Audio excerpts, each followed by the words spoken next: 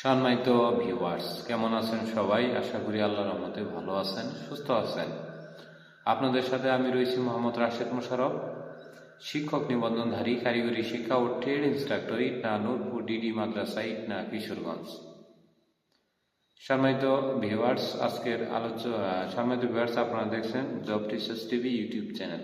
সম্মানিত ভিউয়ার্স, আমার নিজ জেলা জামালপুর ও নিজ উপজেলা সরিষাবাড়ি উপজেলা। সম্মানিত ভিউয়ার্স, আজকের আলোচ্য বিষয় ষষ্ঠ গণবিজ্ঞপ্তি 2025-এ সহকারী শিক্ষক বা প্রভাষক পদে মাওসিভুক্ত স্কুল কলেজ নাকি মেমিজভুক্ত মাদ্রাসা প্রতিষ্ঠানে যোগদান ভালো হবে।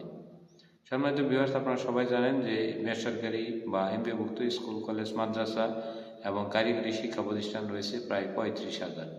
এই সকল প্রতিষ্ঠানে শিক্ষক নিবন্ধন দিয়ে গণবিজ্ঞপ্তিতে আবেদনের মধ্য দিয়ে শিক্ষক হতে হয়। এ পর্যন্ত 2024 সাল পর্যন্ত মোট 5টি গণবিজ্ঞপ্তি প্রকাশিত হয়েছে। তো এই 5টি গণবিজ্ঞপ্তিতে প্রায় 1,68,000-এর মতো এমপিওভুক্ত স্কুল কলেজ মাদ্রাসা এবং কারিগরি শিক্ষা প্রতিষ্ঠানে সহকারী শিক্ষক, ট্রেড ইনস্ট্রাক্টর, প্রভাষক বা ইনস্ট্রাক্টর, টেক, নন টেক বা প্রদর্শক সহ নিয়োজিত রয়েছেন। তো আপনি যখন ষষ্ঠ গণবিজ্ঞপ্তি 2025-26-এ আবেদন করবেন, তখন সেটি স্কুল নাকি মাদ্রাসায় আবেদন ভালো? এক কথায় বলতে গেলে অবশ্যই মাদ্রাসা থেকে অনেক অনেক গুণ বেশি স্কুলে যোগদান করাটা ভালো হবে। কেন স্কুলে যোগদান করা ভালো হবে, তার পিছনে বেশ কিছু কারণ রয়েছে। স্কুল প্রতিষ্ঠানগুলো ষষ্ঠ শ্রেণী থেকে একাদশ শ্রেণী বা দ্বাদশ শ্রেণী রয়েছে, কিন্তু মাদ্রাসাগুলো রয়েছে একেবারে ইবতেদায়ী থেকে একাদশ বা দ্বাদশ বা আলিম, দাখিল, কামিল, ফাজিল পর্যন্ত। যার কারণে আপনি এই সকল প্রতিষ্ঠানে যুক্ত হলে নিচু শ্রেণীতেও ক্লাস নিতে হয়, যেটি অত্যন্ত লজ্জাজনক, কিন্তু নিতে হয় নিয়ম অনুযায়ী, কারণ এমপিও নীতিমালাতে বিষয়টি বলা রয়েছে। তো সেক্ষেত্রে আপনি স্কুলে গেলে এই সমস্যাটি পড়বেন না। স্কুলে যথেষ্ট পরিমাণে শূন্যপদ খালি থাকে না, কিন্তু মাদ্রাসাতে যথেষ্ট পরিমাণে শূন্যপদ খালি থাকে। এবং জাতীয়করণের দিক দিয়ে গত 16 বছরে অর্থাৎ 2024 সালে আগ পর্যন্ত প্রায় 740-টির উপরে স্কুল প্রতিষ্ঠান জাতীয়করণ হয়েছে বা স্কুল এবং কলেজ মিলে, কিন্তু গত 16 বছরে একটি মাদ্রাসাও জাতীয়করণ হয়নি। তো এখানে বিষয়টি বুঝছেন যে এখানে অনেকটি তফাৎ রয়েছে। জাতীয়করণ না হওয়ার পিছনে বেশ কিছু কারণ রয়েছে, কারণ বারবার আওয়ামী লীগ এবং বারবার বিএনপি ক্ষমতায় যায়।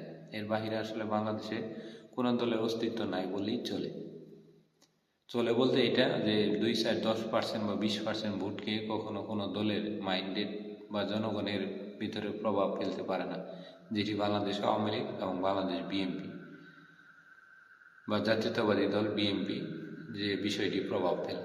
তার মানে তাদের দল ক্ষমতায় গেলে তারা জাতীয়করণ করে স্কুল কলেজগুলো, আবার অপরপক্ষে যদি যায় তাদের নামের যে প্রতিষ্ঠানগুলো স্কুল কলেজ রয়েছে সেগুলো জাতীয়করণ পায়। বাদ পক্ষে মাদ্রাসাকে জাতীয়করণের জন্য আওয়ামী লীগ কিংবা বিএনপি বা কোনো দল ওইরকমভাবে জোরালো পদক্ষেপ নেয়নি গত 30 বছরে, অর্থাৎ 71 থেকে এ পর্যন্ত কেউই ওইভাবে পদক্ষেপ নেয়নি মাদ্রাসার ক্ষেত্রে। তো সেই হিসেবে বলবো, যারা ষষ্ঠ গণবিজ্ঞপ্তি 2025-26-এ আবেদন করবেন, তারা অবশ্যই, যদি আপনার উচ্চ নম্বরধারী হয়, যদি মধ্যম নম্বরধারীও হয়, তো সেক্ষেত্রে হাওর বা উপকূলীয় এলাকায় আবেদন করে তারপরে স্কুল এবং কলেজে সহকারী শিক্ষক কিংবা প্রভাষক সংশ্লিষ্ট বিষয়গুলোতে চাকরি করবেন। তাতে আপনার সুবিধা হবে এবং ভবিষ্যৎ প্রজন্মে আপনি সহসাই জাতীয়করণটি পেয়ে যাবেন। কারণ মাদ্রাসার তুলনায় স্কুল এবং কলেজ প্রতিষ্ঠান জাতীয়করণ সবার আগে হবে, কারণ এইদিকে মাইন্ডেড অধিকাংশ মানুষের, কারণ এই দেশে হিন্দু, বৌদ্ধ, খ্রিস্টান, অন্যান্য ধর্মের লোকও রয়েছে। তো সেই হিসেবে বলবো যে আপনারা অবশ্যই মাদ্রাসা থেকে স্কুলে আবেদন করবেন, এবং এই দিকে প্রশ্ন করলে বোঝা যায় যে মাদ্রাসা থেকে স্কুল অনেক গুণ ভালো রয়েছে। তো আশা করি আমার ভিডিওটি বুঝেছেন। ভিডিওটি ভালো লাগলে অবশ্যই লাইক, কমেন্ট, শেয়ার দিতে ভুলবেন না। আর আমাদের জব টিচার্স টিভি ইউটিউব চ্যানেলের সাথেই থাকুন। আর কোনো বিষয়ে সমস্যা হলে অবশ্যই কমেন্ট করবেন, আমরা কমেন্টে উত্তর দেওয়ার চেষ্টা করব। ধন্যবাদ সবাইকে।